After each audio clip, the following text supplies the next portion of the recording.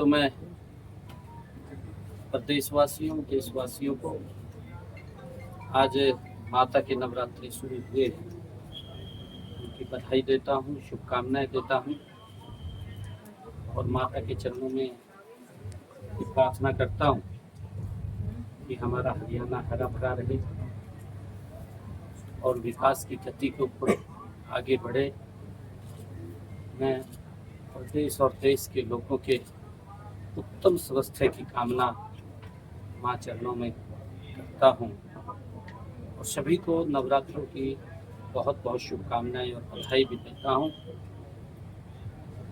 ये नवरात्रे ये सब के लिए विशेष नवरात्रे हैं। देश के यशस्वी प्रधानमंत्री आदरणीय नरेंद्र मोदी जी का और हमारी वित्त मंत्री आदरणीय निर्मला सीतारमण जी का मैं विशेष तौर से धन्यवाद करता हूं और आदरणीय प्रधानमंत्री जी को मैं धन्यवाद के साथ बधाई भी देता हूं कि उन्होंने 15 अगस्त को जो लाल किला के ऊपर से जीएसटी के करों में एक बड़े सुधार की बात कही थी कि इसका लाभ आम जन को मिलेगा।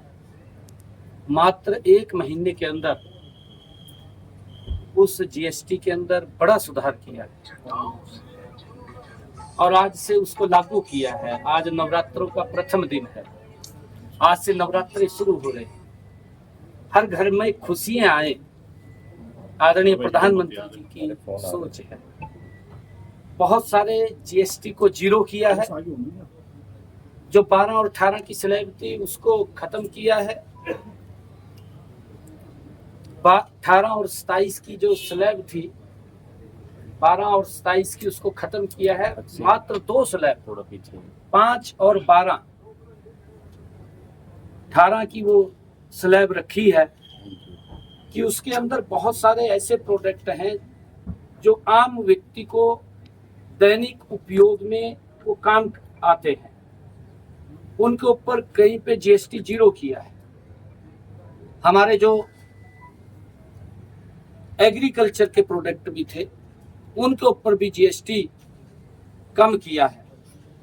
कहीं के ऊपर 5% किया है, कहीं के ऊपर उसको 18% की स्लैब में रखा है। बहुत सारा बड़ा सुधार इसके अंदर किया है। हरियाणा प्रदेश के हर व्यक्ति को, हर उद्यमी को इस जीएसटी से बड़ा लाभ मिलेगा। आम व्यक्ति, गरीब व्यक्ति के लिए ये एक विकास का द्वार है। आदरणीय मोदी जी ने जिसको खोला है, जो इसके अंदर बड़ा सुधार किया है, हर परिवार को, हर व्यक्ति को इन त्योहारों के पर्व पर कोई भी वो सामान परचेज करेंगे उसके अंदर उनको जीएसटी में एक बड़ा लाभ तो मिलेगा। मैं इसके लिए आदरणीय प्रधानमंत्री जी का बहुत बहुत धन्यवाद करता हूं और सभी को मैं मां नवरात्रों की बहुत बहुत शुभकामनाएं देता हूं। सर, कांग्रेस पार्टी के अध्यक्ष मल्लिकार्जुन खड़गे ये बोल रहे हैं कि आप लोगों ने जीएसटी जो लेकर के आया, पहले आपने घाव दिया और उसके बाद मरहम लगाया, 100 चूहे खा के बिल्ली अब हज को चली। और ममता बनर्जी भी बोल रही है केंद्र अब क्रेडिट ना ले। आपका जवाब? देखिए, क्योंकि विपक्ष के पास मुद्दा नहीं है। उनके समय में क्या हालात होते थे? इंस्पेक्टरी राज कांग्रेस के समय में था और इंस्पेक्टर चला जाता था किसी की दुकान पर, किसी के उद्योग में, कपड़े उतार लेता था। ये इंस्पेक्टरी राज था। तब भी खड़गे साहब थे, आंखें बंद थी, आंखें तो खुली नहीं थी। और अब उनको ये इस प्रकार की बातें दिखाई दे रही हैं जब मोदी जी ने बड़ा सुधार किया है और कहा है। अगर हम हरियाणा की बात करें, हरियाणा स्टेट के अंदर लगभग 4000 करोड़ रुपए का हमारा जीएसटी कम हुआ है। ये आम व्यक्ति तक, गरीब व्यक्ति तक ये लाभ पहुंचेगा। खड़गे साहब को तो, कांग्रेस को तो हर चीज में राजनीति नजर आती है। एवं ममता बनर्जी का भी वहां सुपड़ा साफ हो रहा। कांग्रेस ਨੂੰ कोई पूछ नहीं रहा।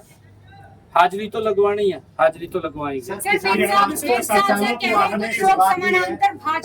किसानों की बात करें सर, धान खरीदा आज से शुरू हो रही है, गेहूं के बीज पर भी सब्सिडी आपने बढ़ा दी है, किसानों के लिए भी सर जीएसटी का फायदा भी किसानों को ट्रेड। हाँ देखिए, हमने बीज के ऊपर सब्सिडी दी है और आज धान की भी परचेज शुरू हो गई है। नवरात्रों का पहला दिन है और जीएसटी का भी लाभ हर व्यक्ति को मिल रहा है। ये मोदी देश को विकसित राष्ट्र बनाने में हर व्यक्ति का योगदान उसके अंदर हो, ये आदरणीय मोदी जी की सोच है और उसी को लेकर के आदरणीय प्रधानमंत्री जी इतने बड़े सुधार कर रहे हैं। आज देश विकसित राष्ट्र की तरफ गति से बढ़ रहा है।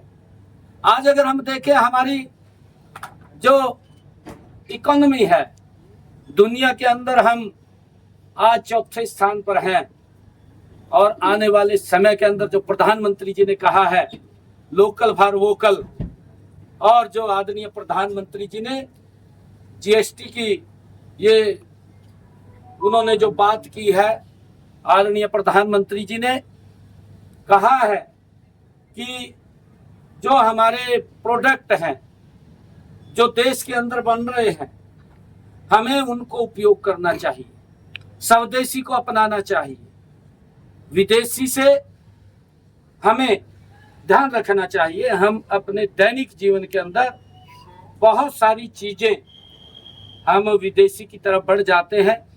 हमें ये संकल्प लेकर के स्वदेशी वस्तुओं का उपयोग करें, स्वदेशी को ही बढ़ावा दें, हम लोकल प्रोडक्ट को ही उपयोग करें, ताकि ये भारत गति से विकसित राष्ट्र की तरफ तो बढ़ रहा है, परंतु दुनिया की ये तीसरी इकोनॉमी भी स्वदेशी से आई। आम आदमी रोटी कपड़ा मकान मांगता है मंदिर में, आम आदमी रोटी कपड़ा मकान मांगता है मंदिर में, एक सीएम क्या मांगता है अपने लिए?